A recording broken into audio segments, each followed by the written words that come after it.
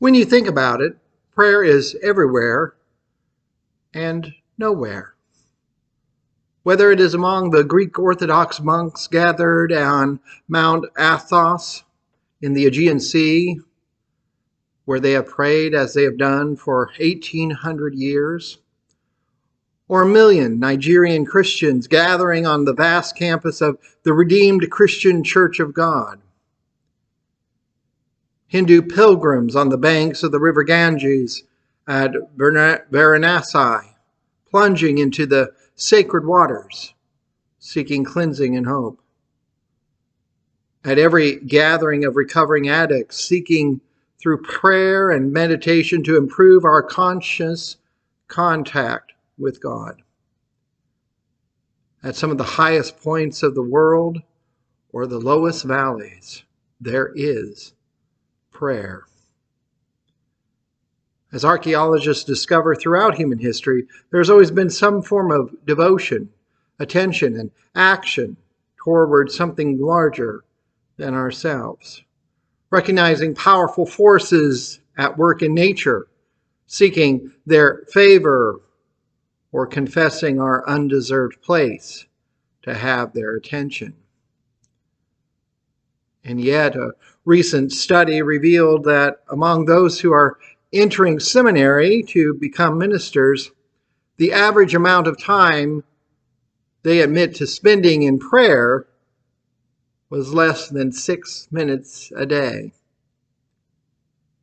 We know prayer is important, but somehow we fail to make prayer important. And we always make time for the things that we feel are important, and always make excuses for the things we would rather not be too bothered about. Amanda and I are approaching nearly 30 years of life together. Little did either one of us know what would be ahead for the two of us meeting as co-eds at Millikan University in those final years of the 20th century. Like nearly all college graduates, we knew everything about nothing and nothing about everything. Our friendship had shifted slowly, sometimes stopping, other times racing into a romantic partnership. Hormones, favorite things, romantic comedies, and making an evening together with an event. And then one sunny October fall afternoon, we made our relationship official, at least in the eyes of the state, as well as God, with a state-recognized marriage certificate in hand and filed at the Macon County Courthouse. Now, when I graduated from college, I planned to be a songwriter or a writer, but not a pastor. And Amanda planned to be an accountant or an auditor, not a pastor's wife. And skeptical about a family, too. That marriage certificate is safely deposited in our lockbox, and certainly that frenetic pace that most love stories begin with slows down to a different tempo. Our dates, while still going on, don't have to be filled with elaborate staging, although an effort is always appreciated. And we have discovered the quiet joy of companionship and relationship. Love, it seems, can be an unspoken as well as an exciting feeling. But a relationship certainly is in trouble when you no longer speak to one another. Sharing life becomes difficult the less it is being shared. Our relationship with God falters when we no longer talk regularly or share life with Him. Many still hold on to a baptismal certificate issued when passion and devotion to God were present, but now both have waned. God still speaks and still wants to listen to us, but we have stopped talking and often are too distracted or busy to listen. I am sure Amanda remembers the particulars about this story that I will not. As is often the case, I was frustrated with something involving our faith community here, annoyed or disappointed or angry.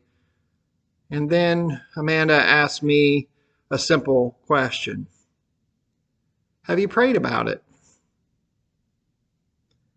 And honestly, she knew the answer as I stared blankly back at her. Nope. Not one word, spoken or unspoken, no effort made in the prayer department. Maybe I thought the issue I could handle, or God didn't want to be bothered, or I didn't like God's answer if I would take the time to listen for it in the first place. Whatever my justification, it would not be enough to excuse my lack of prayer about it. Unless this lack of prayer revealed my lack of trust or relationship with God. Maybe I was treating God in a sense like a good fire extinguisher, sitting on the wall for emergency use only. I'm okay and doing the best possible on my own, thank you very much. But there is nothing about emergencies only related to prayer in the Bible. And Jesus, as one person of the Trinity, seems to be praying on every page of the different Gospels. His disciples are praying in jails, at trials, and even at their own death. You would think that Jesus' special relationship with the Father would mean he would not have to do so much praying for everything. But every decision and every action seems to be accompanied by prayer in Jesus' life. Whether at the moment of his baptism, the temptation in the wilderness, the choosing of the disciples, healing, teaching, trial, and even his last recorded act at the crucifixion was uttering a prayer. And the only explicit thing the disciples asked Jesus to teach them was to pray. They didn't ask about preaching, healing, opening a church, organizing the church, raising the dead, or other powers. They only asked to be taught to pray. What is prayer anyway? The Latin root of our word that is prayer is precarious. As we encounter life, we brush with its preciousness and precarious, fragile existence. Whether good or bad, we tend to share a recognition of its nature. Even if the conviction of the non-existence of God is present in someone, there is still something called prayer that they yet do at a moment of crisis or life-threatening consequences. We as human beings seem to be hardwired and connected to this desire, seeking to communicate with something or someone beyond our own selves and reality. To be human, it seems, is to pray. George Butterick, who's not my relative, but was a prominent Presbyterian minister and theologian, stated that prayer is more than a lighted candle. It's the contagion of health. It is the pulse of life. And the prayer Jesus taught his disciples, probably the most recognized and memorable prayer in the world. It comes to us with the title of the Lord's Prayer, recited faithfully across the generation of Jesus' followers since he first taught it thousands of years ago. The reading today from Luke is a little short compared to the traditional reading in Matthew. But as we begin to explore how to pray, the Lord's Prayer will serve us in two ways, both as a model and also as a map. As a model, it will tell us what to pray for. As a map, it will tell us how to pray. In many ways, the Lord's Prayer will be a handy toolbox, providing the essential tools and giving us the necessary training to be able to use prayer in whatever situation or season we face. There's more to prayer than utilizing it as a request line or order form. There are ways of praying that are more like exploring rather than imploring, and there is no one superior way to pray. Prayer is probably the most important action to do in one's life. Jesus thought prayer necessary throughout his life, ministry, and even death. And as I have struggled with it at times, I am sure that I am not alone in the struggle either. But we may simply be horrible at prayer because we do not set aside the necessary resources for it to be as effective as it could be. Did you notice something mentioned in Luke's text today?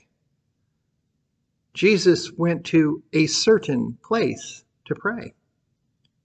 Jesus goes to the mountains to pray, we were told, a secluded spot to pray. At the Last Supper, he prays. In the garden, he prays. At the cross, he prays. Now, I know we don't have much in the way of mountaintop on a glacial plain, but there can be more options than one can imagine in finding our certain place to pray.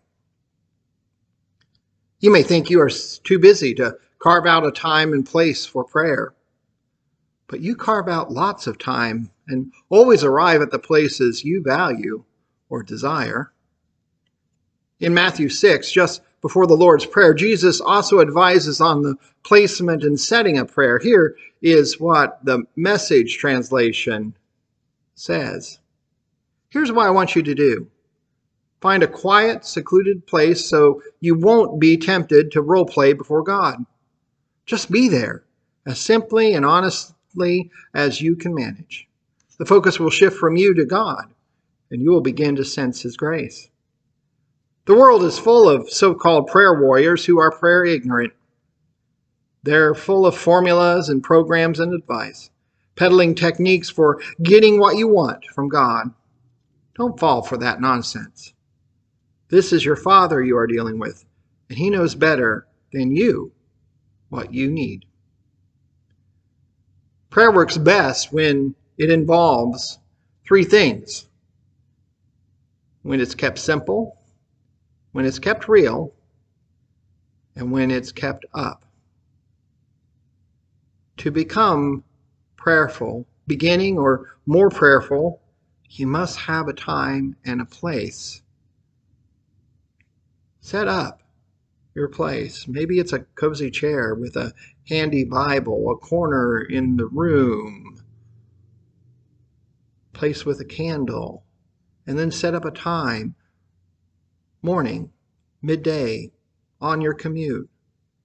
Just make the time and place regular and easy, part of your routine.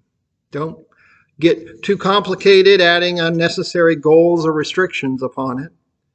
Even when you do not feel like praying, having a prayer place will suddenly make it easier to do. And it is best to begin prayer simply. Say a 5-minute or perhaps a 10-minute commitment. Be real with what level is pushing yet comfortable. You don't decide to run a marathon cold, but you rather train towards it by taking gradually longer runs. The same is true with prayer. Long prayerful time may come as you grow in the habit. If your prayer commitment is anything like a gym membership, unrealistic in expectation, it will fall by the wayside and fail. If you are not praying regularly, some measure of effort and discomfort should be expected in starting a regular routine, along with self-discipline and self-denial. You pick, you choose, you do. Now, you need to keep your prayer real. Too often we feel like we have to role play before God. We mistakenly believe that certain phrases, actions, and dispositions will somehow influence or endorse our prayers for consideration. The Bible is often more honest than the church. If you look at the depth and breadth of prayers within the Bible, you encounter psalms that are filled with complaints and murmurs. You encounter Moses whining to God, and you hear Jeremiah ranting to God.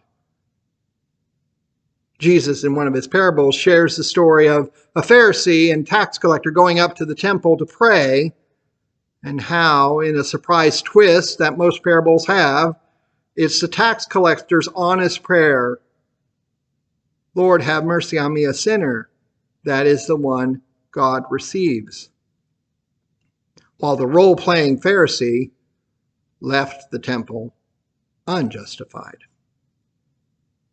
When we tell the truth, we are close to God. And then persevere in prayer. Keep it up. We're told this often in Scripture. We will talk more about unanswered prayer later in our series, but I will just give a few thoughts here. First, often our unanswered prayers are actually unfinished prayers. We've left them.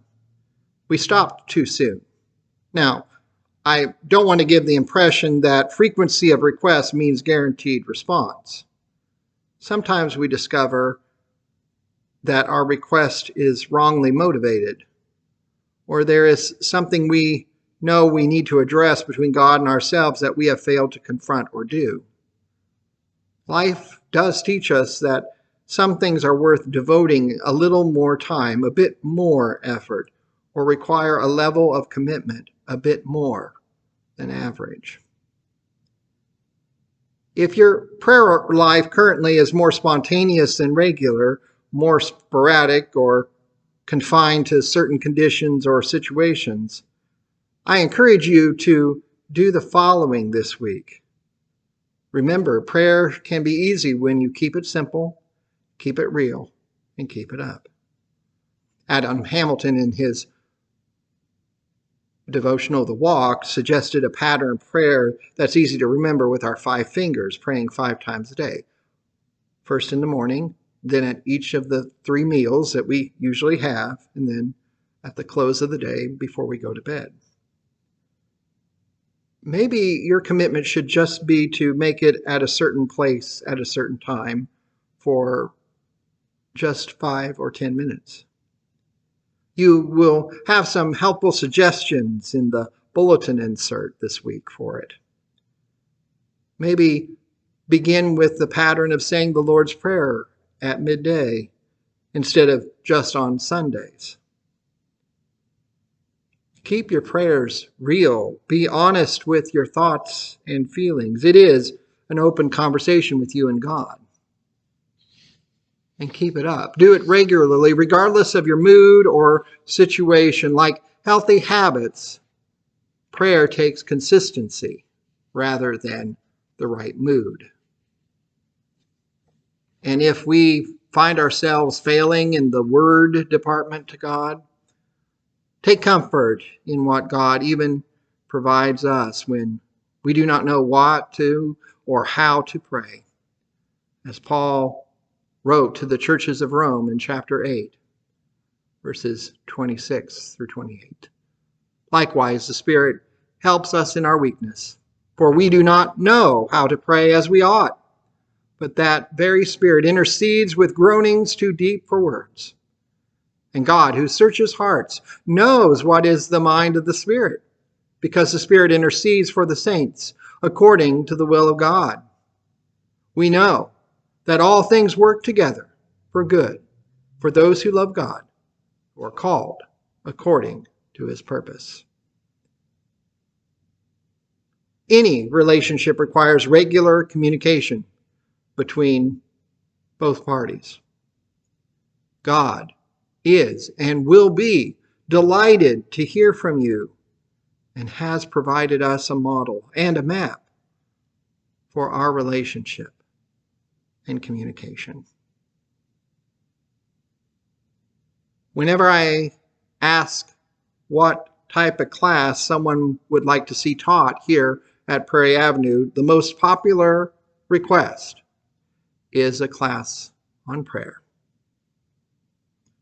Class is now in session. Let us learn together how Jesus can teach all of us to pray. Amen.